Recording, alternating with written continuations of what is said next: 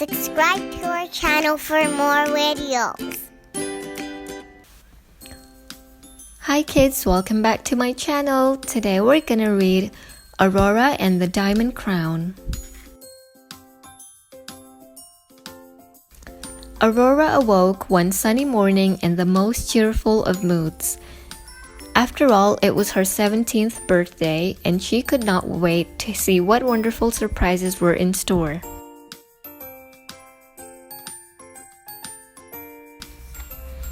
Luckily, she did not have to wait too long. As soon as she was dressed, her mother, the queen, came in. Aurora noticed her mother was wearing a crown Aurora had never seen before. Gleaming at its center was a large pink heart-shaped diamond trimmed all around with tiny sparkling diamonds. "Mother," she cried, "what a beautiful crown! Is it new?" "Actually," replied the queen, "it's quite old, and it's the reason that I've come to you so early on this very special day."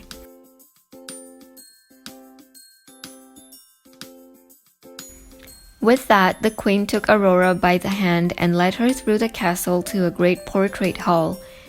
It was filled with stately paintings, each of a lovely young princess wearing a crown just like the queen was wearing. "Why, mother," exclaimed Aurora, pointing at the nearest portrait, "is that you?" "Indeed it is," replied the queen. "It was painted on my 17th birthday.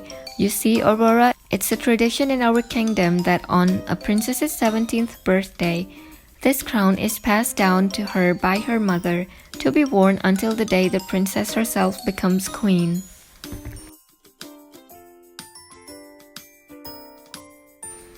"Oh, mother," Aurora gasped, "is that crown truly to be mine?"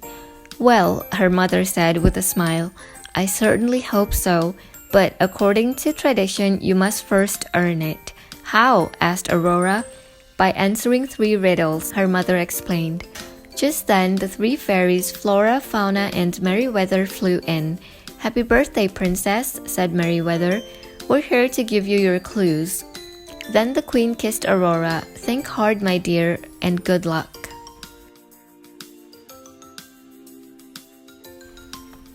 With a wave of their magic wands, the fairies made themselves bigger and transported themselves and Aurora out onto the castle grounds. Then Flora stepped up and recited the first riddle. "To the eyes, it's a treat, to the nose, a delight. But be aware, to the hand it can be quite a fright. Though few think to taste it, its sweetness still shows. To this first riddle, the answer's a..."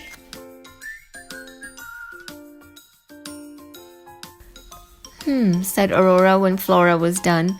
"Oh, I know," said Merryweather. "Of course you know," scolded Fauna. "It's Aurora who has to guess." "Do you know what the answer is, dearie?" asked Flora. "Let's see," said Aurora. "To the eye it's a treat, so it's pretty. To the nose a delight, so it smells good. To the hand quite a fright, so it must hurt like a thorn on a rose. That's it, isn't it?" And she hurried off to the rose garden, where she picked the biggest, most fragrant rose she could find. "Very good," exclaimed Fauna. "And now for the second one. Some plant it, some steal it, some blow it away. Some do it several times in a day. Some who are shy might blush getting this on their hand or cheek. Can you guess? It's a..." "Well," said Aurora, thinking, "if some plant it, it might be another flower. A dandelion, perhaps? You can blow them away too. Of course, we don't have any of those in our garden. But what can you get on your hand, on your cheek?"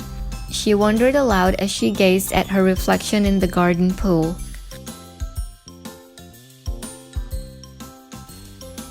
"I know," Aurora cried suddenly. "It's a kiss, isn't it?" And as if to prove it, she planted a kiss on each of the fairies, causing them to blush. "Honestly," said Flora, "you're working out the answers more quickly than any princess yet." "Now it's my turn," exclaimed Merryweather. "Are you ready, Aurora?" "I think so," she replied. "Ahem." Merryweather cleared her throat. "What only gets stronger the longer it lives, what pays you back tenfold the more that you give. Some say it's blind, some say it's true. Some just say simple, I feel this for you. Mary giggled. Silly me, I almost said the answer.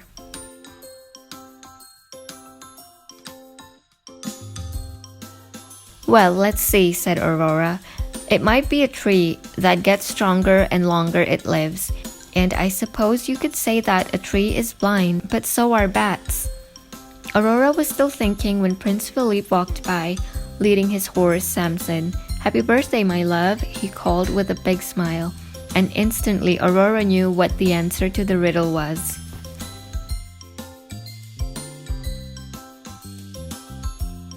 Happily, Aurora hurried back to the castle and to her mother's room. I've solved the riddles, she announced. She took the pink rose from her hand and handed it to her mother as she kissed her on the cheek. Very good, declared the queen. And the answer to the third riddle? That's when the fairies brought in Prince Philippe. It's love, said Aurora, of course.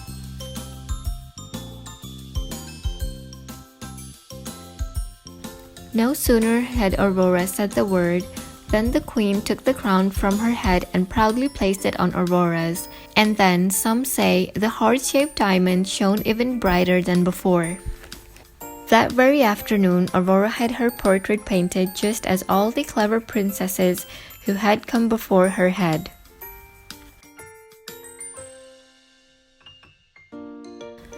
And that night there was a grand birthday ball held in the castle in Aurora's honor. Happy birthday, Aurora, my darling, her mother told her warmly, and may you have many, many more. The end.